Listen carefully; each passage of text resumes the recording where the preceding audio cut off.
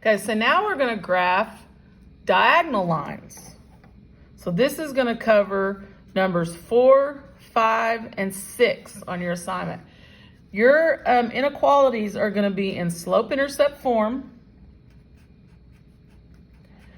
And even though they're inequalities, you still use that form, mx plus b. It's just an inequality instead of an equation. So now you'll have your graph already on your screen. So you're going to do what we did when we graphed using slope-intercept form in the previous lessons. First thing you need to find is, what is my y-intercept? Well, that's your b. That is your 4 in this equation. So b is 4. Remember, when we graph these, that's the first thing you graph on the y-axis, because that's your y-intercept. So you're going to go up 1, 2, 3, 4. Because remember, you need 2 points to make a line. So that's your first point. Your second point is your slope. Well, your slope is what's in front of x. So it's -4. We need it to be rise over run, so we're going to put it over 1. So from this point, now we're going to rise 1, 2, 3, 4, and it's a negative slope. So remember, that means we run to the left. So there's your second point. Now you need to determine if it's a solid or a dashed line. Well, now we finally have a solid line because this is a less than or equal. So that means a solid line when we graph this, because it has the equal sign in there.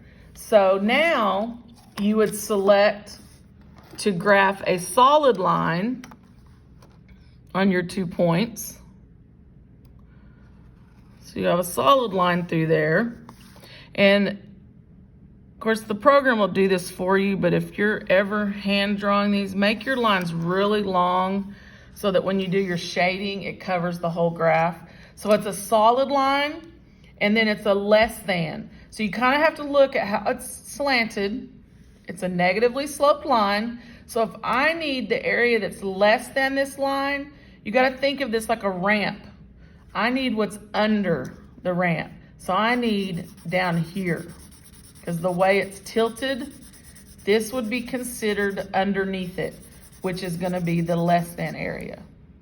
And that's how that's graphed. So what that means is any solution, any ordered pair, any point on this line or this direction is a solution, will satisfy that equation. So lots of solutions are possibilities, right? 'Cause that's a big area. Okay, so we're going to do one more of these just to make sure you got it. So this equation is going to be y is greater than -5x plus 3.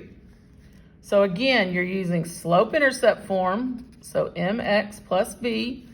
So on your graph, the first thing you need to graph is your b, which is the 3. b is 3. So on your y-axis, 1, 2, 3, make a point. That's your first point. Your second point is your slope, which is in front of x. So m is -5, and we put it over 1. So remember, we're going to go up 5, 1, 2, 3, 4, 5, and this is a negative. So we're going to run back to the left again. This one's very similar to the last one, except it's only greater than. So that's a dashed line because it's only greater than. It doesn't include the line. The solution doesn't. So you're going to do a dashed. So on your Alex program, you're going to select dashed. And then this is greater than. So again, think about how this line is tilted. And so a minute ago we did below, and it was because it was very similar because it was less than. Well, this is greater than. So think of it like a ramp, and this would be everything above the ramp. So that's your greater than area. So your solution to this inequality is everything right past the line and above, because the line is not included because it's dashed. All right, so this covers numbers 4, 5, and 6 on this homework assignment.